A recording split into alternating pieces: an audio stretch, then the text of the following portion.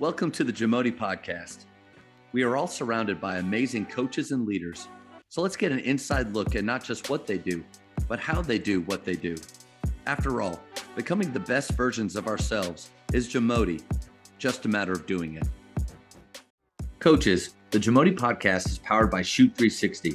The future of basketball has arrived in Dallas-Fort Worth. Shoot 360 combines the latest sports technology with the fundamentals of basketball skill development. The result is a one-of-a-kind video game-like basketball program designed to improve your shooting, dribbling, and passing.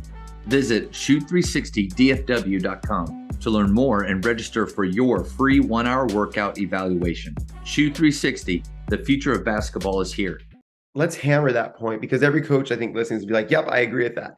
And yet every coach, and I say this in love, clarity is kind. Brene Brown, clarity is kind. Coach, you say you love it, but I could walk into your practice right now and tear it apart with a lack of that approach. And not tear it apart in negative, but like, I get it. Coaches, we get excited as coaches when we can help a kid, right? We see a player, oh my goodness, I get to coach, I get to correct this thing. We love it because we know we can help, right? And yet we as coaches, when other people want to coach us, we don't want it. Like, oh, I'm defensive. No doubt. It's the most hypocritical profession that I've ever encountered. Coaches believe in coaching and yet don't want coaching. Most, right? And so like, I coach coaches. This is what I do. And so I walk into a practice, I'm like, oh, let's tear it up, right? And usually it takes a month to get to a place where the coach is excited for feedback. A month of working together, which is, and I think you have something to share on that. Well, we got to be careful that Steve Nash quote that we all love to tell our players, we have to believe in it too. And my least favorite thing, and I've shared this with you before, my least favorite thing about when I started with PGC was getting evaluated at PGC.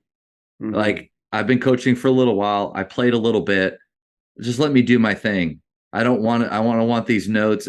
Or when I went to snaps the first time, we actually got on the floor and we practiced the question method. I was so uncomfortable with all of that. But you're right on the money. Like, how easy is it as we get older and we do this more and more? You mentioned earlier, the blind spots come, the slippage comes, and we don't even realize it at times before all of a sudden we realize, or we step back and we notice, golly, this is just not what it used to be, or I'm not what I used to be. I'm resulting a lot more than I used to be. But I think it's harder. It's hard to have somebody like you or anybody come in and critique. But it's what we need the most, because it's what we do with our players every day. Absolutely. Okay, I truly believe this could be one of the most impactful 2 minutes for coaches if they could really get this here. And this is under the standard of simplicity. And you talked about it. Okay, anything that a coach does, they should put through the razor of simplicity and be able to ask this question: why is this important?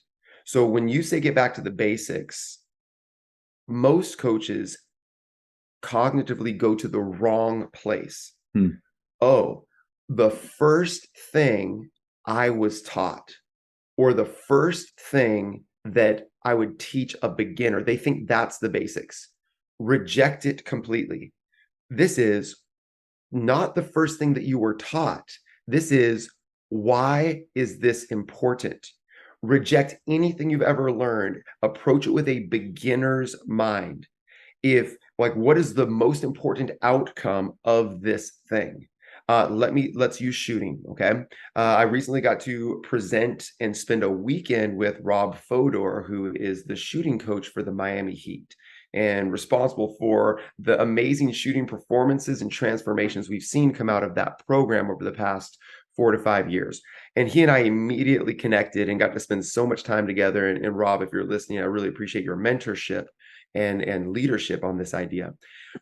Rob was a high-level basketball player, completely left athletics and worked in the private sector and was successful in the private sector for multiple decades. and came back to basketball when he was playing golf at a country club and was asked to play basketball 20 years after he played the game. And he Wow. got to the gym and shot the lights out after not touching a basketball for 20 years.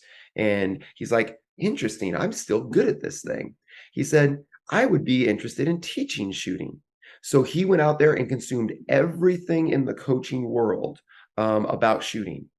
And after looking at it, he said, this is all wrong. There's not a single thing of value. He's like, everyone's just regurgitating the crap, the fundamentals, the basics that they were taught. He's like, and then I looked at the best shooters and none of them were doing any of the things these people are saying. He's like, this is stupid. Basketball coaches cannot teach me how to coach basketball. That was his conclusion. And so he's like, where can I go to learn how to teach shooting? And so he went to learn how to teach shooting from anywhere that was not basketball. So he started studying kinesiology, like how does the body actually move? He went and read studies on cat movement because he was fascinated with this phrase of like quick as a cat, right? And so like all these coaches are listening to him talk, right? And they're like, this guy is bonkers, and he plays to that that personality as well, like the crazed mad professor guy, right? Yeah. He studied cats, he studied ballet, right? And built his shooting philosophy from rejecting everything and being like, what is the definition of shooting in 4 words? And basically is shoot ball at target. That's it. So simplicity wins. Like, so in anything a coach is teaching, you must first simplify it to not what we were taught, but what is the desired outcome? What is the highest and greatest outcome? What's the ideal of the situation? Shoot ball at target. Okay, if that is the simple goal of shooting, now let's build our system out of that. Don't build your system out of, okay, I'm going to teach footwork, or I'm going to have great form.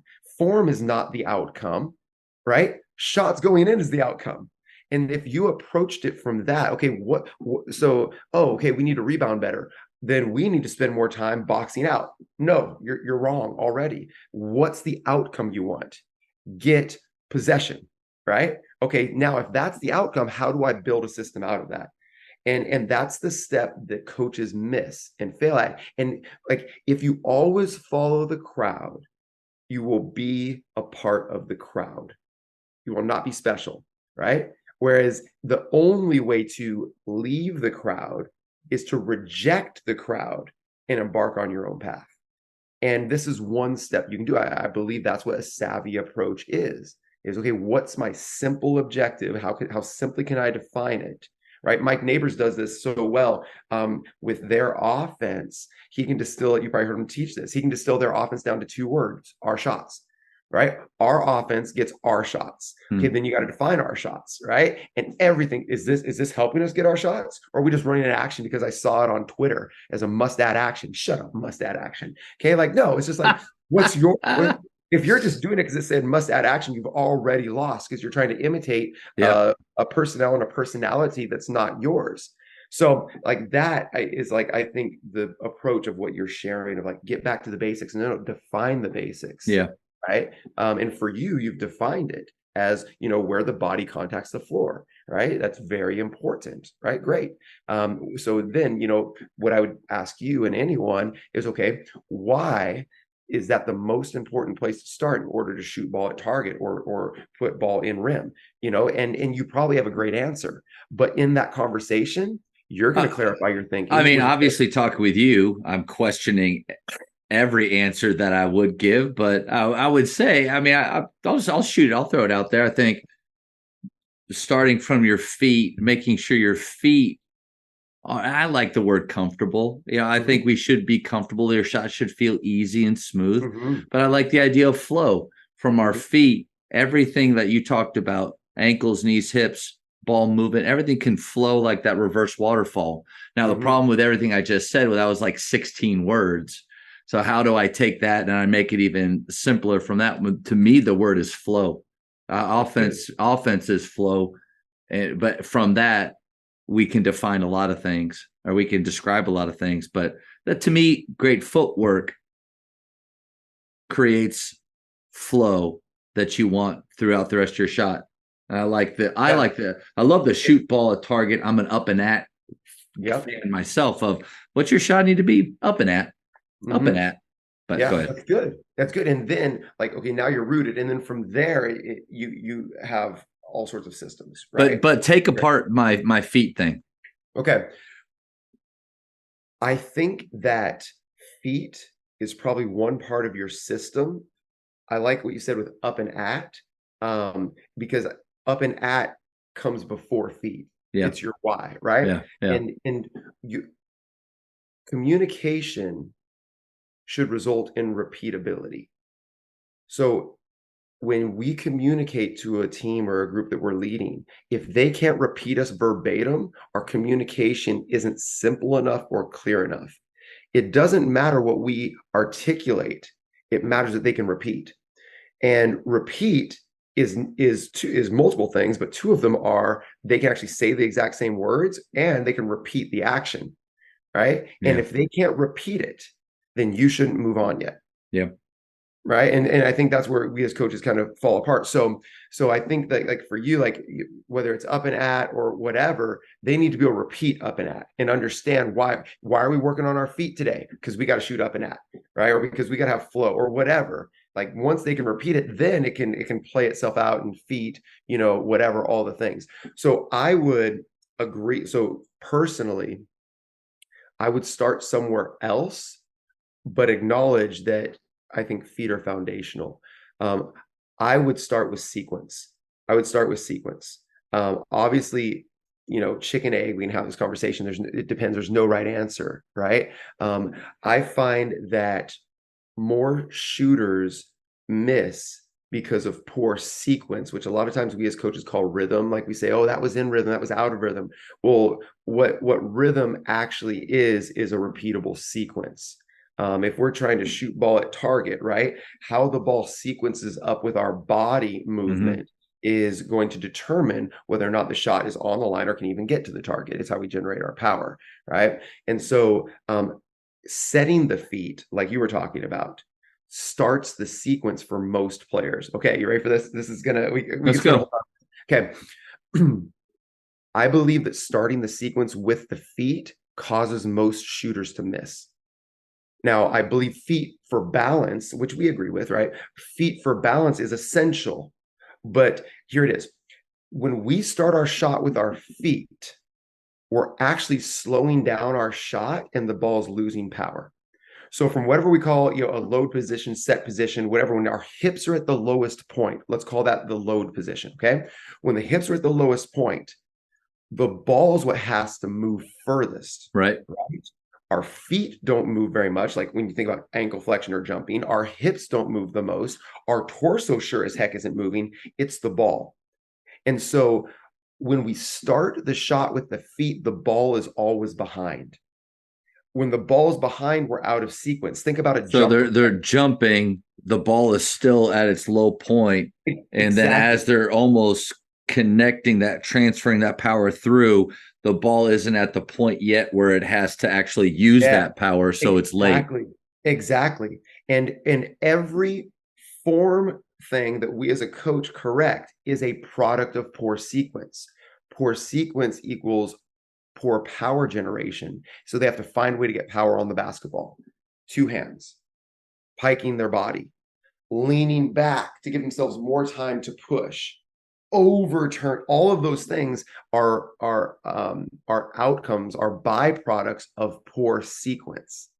And I believe in feet. Okay, I'm not hammering feet. I just think that when we focus on setting feet and the feet are set before the ball is set, we're always behind.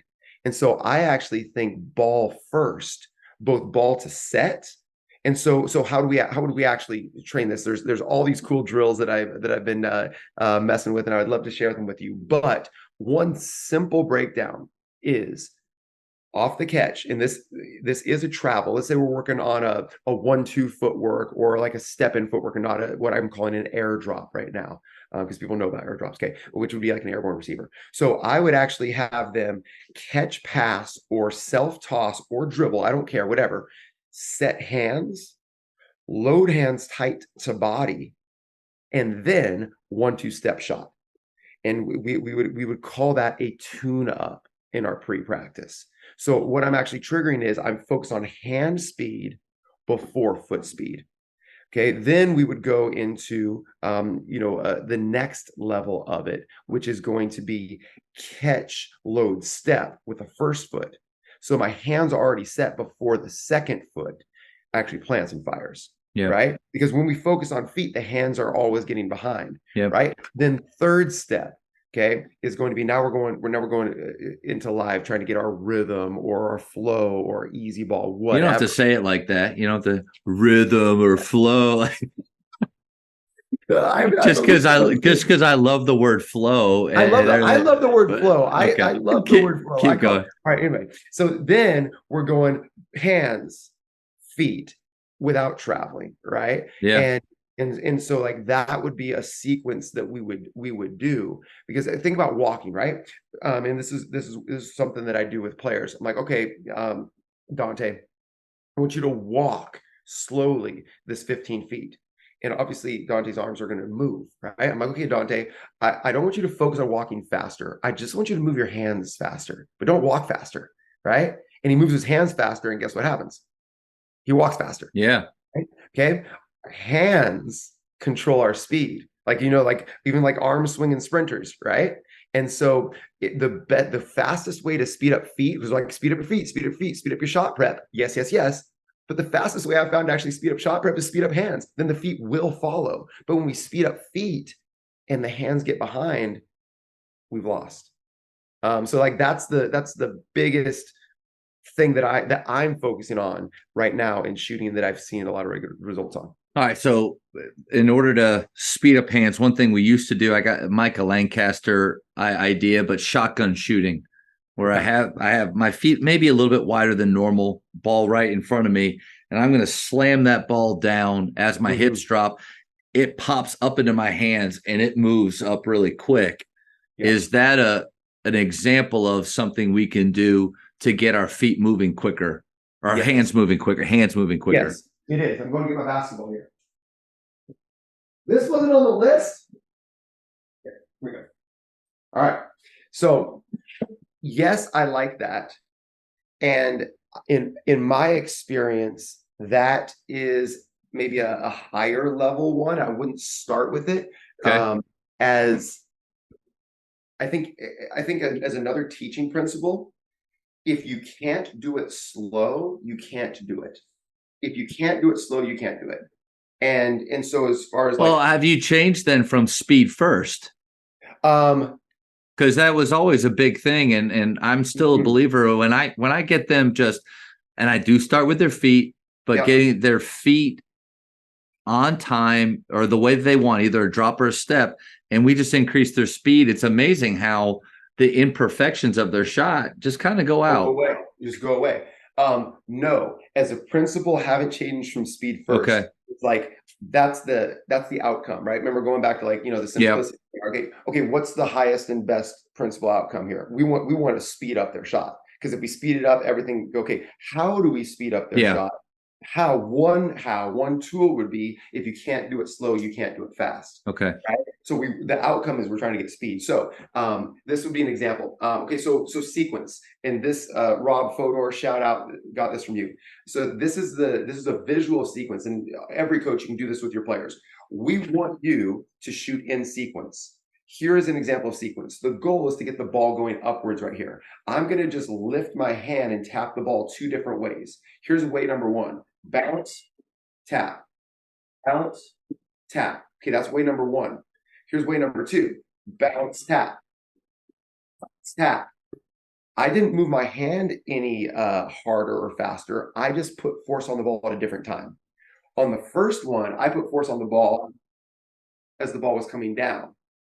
On the second one, I put force on the ball as the ball is going up. Yeah. That's shooting. That's just shooting. When you put force on the ball, that's in sequence. So that's what we have to figure out. Okay. So that's our outcome, right? And we want to do that faster and faster. Okay. So how are we going to train it? And I think shotguns, I call them blasters, a great way to do it in sequence. but I would always do it in a shooting sandwich. So a shooting sandwich would be regular shots, what I call load shots. Then we would do some sort of a tune. Shotguns would be a tune. Break the chains that I'm about to show you would be a tune. And then we put the other piece of bread on the sandwich and shoot regular shots again, right? And that gives us our measurement, right? Okay. Feel our normal shot. Feel what this brace or this tune-up does to our shot, and then feel it impacting our shot again, right? Yeah. That, like we do that. We can't just go do blasters and expect it to change it. Like we have to kind of bookend it a little bit, right? I like that. So break the chains are basically the chain, as I'm calling it, is the chain that most players have between the ball and their hips, right? As the ball goes up, the hips go up. Okay, that's the chain, right? Well, if the hips start when the ball does, and the ball has to travel this far, and the hips have to travel this far, if we go up together, I've lost my power before I'm putting force on the ball, and that's like hitting the ball on the way down. We have to break the chain between our hands and our hips, between our hands and our feet. We got to break that chain. The hands have to be first, and the hands have to be fast, right? Okay, so what one way that I do this is, they're called break the chains, is I want to break the chain between when I load the ball, which loading the ball for me is we load it tight to our body and we get some load on the wrist here. Load the ball, okay, and load my hips. I want to load the ball before I load my hips. So I'm going to step and dribble at the same time. So my left foot's going to hit the ground at the same time the ball hits the ground. Just in place. It's not a big step. I step and dribble at the same time, and then I'm going to hop into my shot, airdrop into my shot. Now, when you have players do this, every single time, they're going to gather the ball as their feet hit the ground. It's just natural. They can't not do it. They're going to go together. I'm like, no, you cannot go together. You must load the ball before your feet hit the ground. It's going to take them 10. It's the simplest thing. Okay, it's the simplest thing to actually do it first. You can see me doing it. They can't do it for the first 10 minutes. Wow. Because there's such a strong connection they've built over time between their hands and their feet. So what happens when we focus on feet, and all coaches do it, is their feet, hands, right? Yeah. And then, I'm late and I got to do all this weird stuff. And they have to have really, really great hands in order to fix it. And that's why there aren't a lot of great shooters. Right. And so if we just do these break the chain shots, which I would do in that middle of the sandwich instead of shotgun. Yeah. Right. But I would eventually get to shotguns. Right. But this is a little bit easier and a little bit slower. Yeah. Right. So that would be like step one of break the chains. And then we get to like all this sorts of cool stuff where we have to like pass fake and get to load before our feet hit the ground, or we got to like go behind the back before our feet hit the ground. Right. Because it's all just teaching ball around body instead of body around ball, right? Which is ball handling, passing, finishing, right? All of it. So anyway, that would be an approach to shooting. Again, we haven't talked about form once, right? Because no, I love that. Yeah. So and it is leading to, which I love, it's leading to speed as a way to get speed. Now, can faster feet get speed? Absolutely. But if we're out of sequence and you add speed to a bad sequence, it actually gets worse, So sequence. Now, speed fixes form, like we've talked about before, right? And so I think what I've learned in the past, year and a half is, okay, sequence, then speed would be maybe where I've shifted and learned a little bit. Thank you for checking out today's episode. Please take a moment to subscribe to this podcast, share it with your fellow coaches, and find us on social media for what's coming up next on the JAMODI podcast. It's just a matter of doing it.